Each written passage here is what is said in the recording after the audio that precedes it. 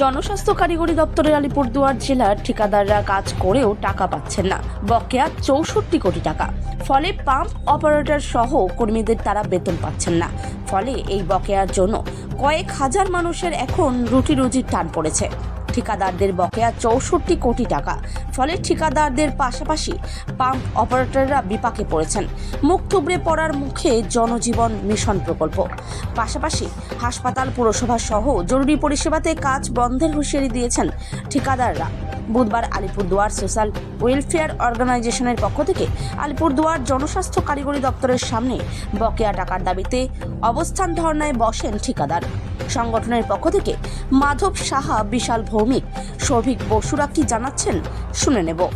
এই দপ্তরের সাথে জরুরি কিছু পরিষেবা যুক্ত, যেরকম আলিপুরদুয়ার জেলা হাসপাতাল, এরকম আলিপুরদুয়ার মিউনিসিপ্যালিটি, এরকম আরবান রুরাল সমস্ত কিছু মিলে আমাদের প্রায় মোর দেন 150 থেকে 160খানা প্রজেক্ট চলছে জেজেমের আন্ডারে, পুরো এই আলিপুরদুয়ার ডিভিশনের আন্ডারে।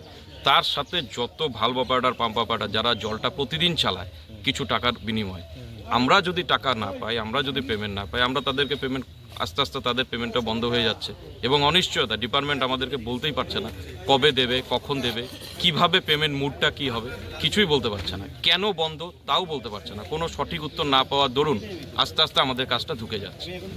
এটাই একটা কারণ। তাতে যদি জরুরি পরিষেবা বন্ধও করে দিতে হয়, সেক্ষেত্রে আমরা কোনোভাবেই আমাদের দেয়ালে পিঠ কিন্তু ঠেকে গেছে, আস্তে আস্তে যাচ্ছে। কেন একটা সঠিক কিছু বললে আমরা সেই বুঝে আমরা নেক্সট প্রজেক্টটাকে আগাবো। তো সুতরাং এরকমভাবে হসপিটাল হোক বা কোনো জরুরি পরিষেবা বন্ধ হোক, এটা আমাদের অ্যাসোসিয়েশনগতভাবে কোনোভাবেই আমরা চাই না। আমরা যথারীতি পারবো, চেষ্টা করে যাব, কতদূর পারবো জানি না। কি না সৌভিকরা করো। আর আমরা এখন যেটা আন্দোলনে নেমেছি, যদি পেমেন্ট আমাদেরকে গভর্নমেন্ট যদি আমাদের পেমেন্টের দিকে না কোনো কিছু না থাকা না, তাহলে আমরা অনির্দিষ্টকালের জন্য কাজ বন্ধ করতে বাধ্য হব। এরকম আপনারা কতজন টাকা পান?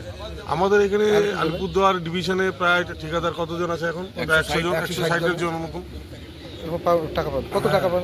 আমাদের আলিপুরদুয়ার এই জেলায় বোধ হয় মোটামুটি কত 65 কোটি না 64 কোটি টাকা মতন পেন্ডিং আছে। 64 কোটি টাকা মতন পেন্ডিং আছে। আমাদের সাথে পরিস্থিতিতে দাঁড়িয়ে পরবর্তীতে যাবো যদি আমাদের পেমেন্ট, আমাদের সাথে দেখুন, আমাদের এক একটা ঠিকাদারের সাথে আরো 10টা করে ফ্যামিলি যুক্ত আছে। ধরুন আমার আন্ডারে, যদি ওনার আন্ডারে, আমার আন্ডারে 10টা-15টা করে ভালভ অর্ডার আছে, তাদের একটা ফ্যামিলি, তারা সেই স্যালারির উপরে তাদের ফ্যামিলি ডিপেন্ডেন্ট, তাদের সংসার ডিপেন্ডেন্ট। আজকে আমরা যদি স্যালারি পাচ্ছি না, ওরা স্যালারি পাচ্ছে না, কেন আমরা যেহেতু পেমেন্ট পাচ্ছি না, আর আমরা পেমেন্ট পাচ্ছি না, ওদেরকে আমরা স্যালারি দিতে পারছি না, তার জন্য সবাই একটা বিপদের মুখে পড়ে গেছে। এখন কি চাচ্ছেন? আমরা এখন যেটা চাচ্ছি, আমাদেরকে যদি এই মুহূর্তে গভর্নমেন্ট পেমেন্ট না করে তাহলে তো আমরা বৃহত্তর আন্দোলনে যেতে বাধ্য হব। আমরা চাই তাড়াতাড়ি পেমেন্ট হয়ে যাবে। যদি আমাদেরকে পেমেন্ট করা হয়, তাহলে আমাদের সাথে যারা যুক্ত আছেন, আরও ধরুন আমাদের সাথে আরও 10টা-15টা করে ফ্যামিলি যুক্ত আছেন, তারাও পেমেন্ট পেয়ে যাবে। সবাই একটা সুস্থ সবল জায়গায় থাকবেন। আমাদের দপ্তরের সাথে জরুরি। আপনার নাম? আমার নাম মাধব শাহ। আপনি কি দেখছেন? আমি কন্ডাক্টর। আমাদের বিগত 4 মাস ধরে কোনো পেমেন্ট হচ্ছে না, অনেক টাকা বকেয়া হয়ে গেছে, আমাদের কাজ চালাতে খুব কষ্ট হচ্ছে। তাই আজকে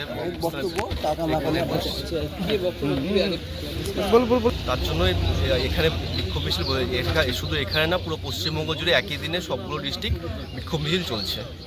মানে আমাদের কাজের পয়সা, জল জীবন মিশনের পয়সা, ইলেকশনের পয়সা, মেনটেন্যান্সের পয়সা সবগুলোই বাকি আছে। 4 মাস ধরে কোনো বিল হচ্ছে না আমাদের।